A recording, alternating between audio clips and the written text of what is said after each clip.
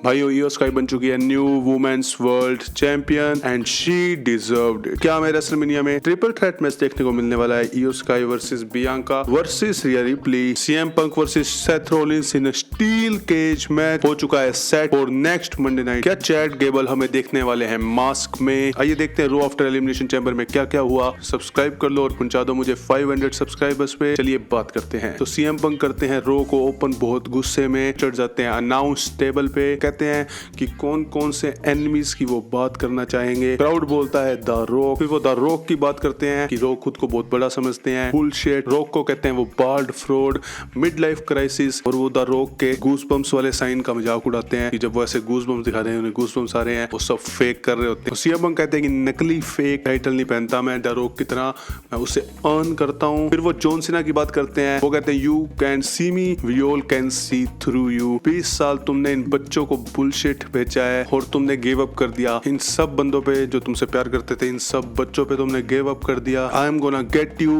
On the road to WrestleMania and also the Rock. फिर वो बात करते हैं कि सबसे ज्यादा टेंशन जिसने मेरी गेन की है वो है सेथ रॉलिंस। फिर वो कहते हैं बेकी लिंच अपने बंदे को संभाल लो, नहीं तो मैं संभाल लूंगा। फिर सेथ रॉलिंस कर देते हैं एंटर। हमें देखने को मिलती है सीएम पंक और सेथ रॉलिंस के बीच में बिग ब्रोल, क्राउड के बीच में, रिंग में, हर जगह ब्रोल ये चलती है और बहुत मुश्किल से सिक्योरिटी इनको सेपरेट करा देती है। और इसके बाद शो में आगे जाके हमें बैक स्टेज में भी इनकी ब्रोल देखने को मिलती है और एडम पियर्स फाइनली ऑफिशियल कर देते हैं मैच। तो ये मैच बहुत तगड़ा होने वाला है। May be Roman Reigns return करें। सीएम पंक का क्या फेवर है पॉल हेमन के साथ, अभी बहुत मिस्ट्रीज खुलनी बाकी है। और आपको क्या लगता है कौन जीतेगा इस मैच को, मुझे कमेंट्स में बताइए। उसके बाद हमें जजमेंट डे की बैक स्टेज सेगमेंट देखने को मिलती है जिसमें फिन बेलर कहते हैं वो ब्रोन ब्रेकर के साथ डील करेंगे। उसके बाद आगे शो में हमें दिखते हैं कि फिन बेलर रिंग में होते हैं, ब्रोन ब्रेकर होते हैं क्राउड में। फिन बेलर ब्रोन का मजाक उड़ा रहे होते हैं और वो कहते हैं I am untouchable. Bron Breakker crowd में से रिंग पे जाते हैं फिन बेलर को अटैक करने, उन पे अटैक कर देते हैं Carlito and Dominik Mysterio,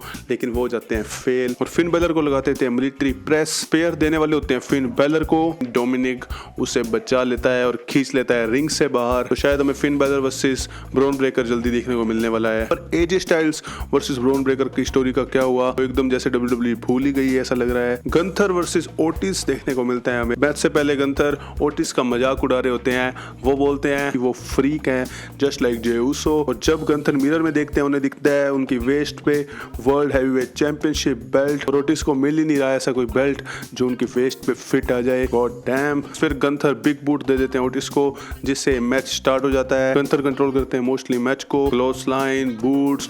eventually Otis come back तो करने की कोशिश करते हैं बट गंथर उन्हें लगा देते हैं power bomb and Gunther wins this match. Match के बाद गंथर रुकते नहीं है, वो स्लीपर होल्ड में लॉक कर लेते हैं ओटिस को। पीछे से लेजेंडरी अकीरा तोजावा बेचारा उसे बचाने तो आता है लेकिन उसे भी मिल जाता है पावर बॉम्ब। फिर हमारा जीटिन मास्टर जे उसो आ जाता है सेव के लिए और इस बार जे उसो स्पेयर दे देता है गंथर को और हीट करने लग जाता है क्राउड के साथ, लेकिन पीछे से अटैक कर देते हैं Austin Theory and Grayson Waller. Jey Uso संभाल लेता है इन दोनों को और उसके बाद पीछे से गंथर स्लीपर होल्ड में लॉक कर देता है जे उसो को और सुला देता है जे उसो को रिंग में और Gunther stand tall on the body of Jey Uso. तो मेरे हिसाब से एवरी वीक यही होने वाला है कि गंथर हमेशा स्टैंड स्टॉल करेगा और एंड में जे उसो जीत जाएगा रेसलमेनिया में। देखो क्राउड पूरा साथ होता है हर सेगमेंट में जे उसो के, तो देखते हैं राइवलरी कैसी जाती है।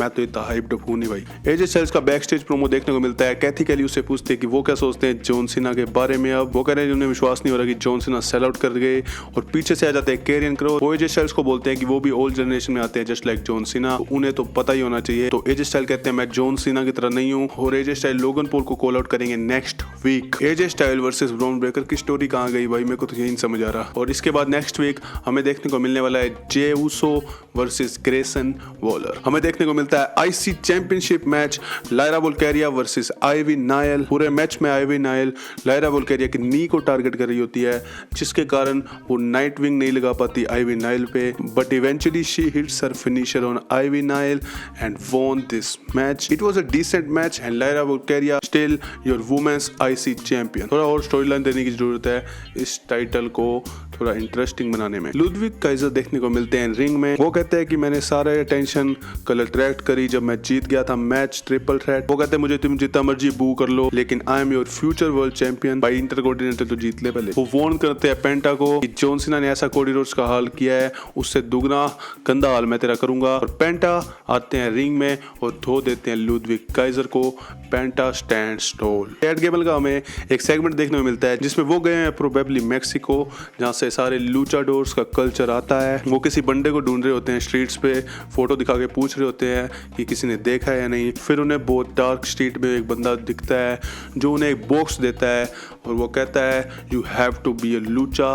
और वो उस बॉक्स को खोलते हैं और हमें दिखता नहीं है कि उसमें क्या है। मेरे हिसाब से चैट गेबल रिटर्न करने वाले हैं विद द मास्क। काफी कूल होएगा कि चैट गेबल खुद एक लूचाडोर बन के रिटर्न करे एक मास्क पहन के। फिर हमें देखने को मिलता है tag team championship match between war readers versus creed brothers. War raider control कर रहे होते हैं स्टार्ट में।